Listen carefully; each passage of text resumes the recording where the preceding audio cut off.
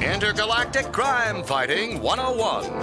Hello and welcome to another edition of Intergalactic Crime Fighting 101. Today's lesson, how to spot a supervillain. Any villain worth his weight in evil will display the following characteristics. Subtlety. You fool! You moron! You twit! Composure. No! No! Locked out again! Maturity. Chicken? A trusty sidekick. Lawrence! Right here, sir. And as always, laughter.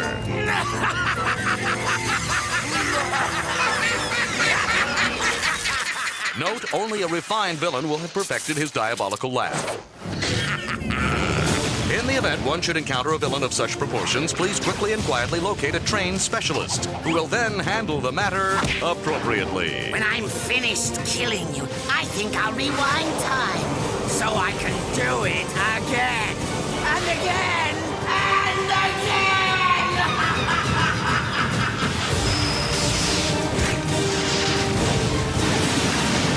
Ratchet and Clank Future, a crack in time. Take this, and now victory! In your face!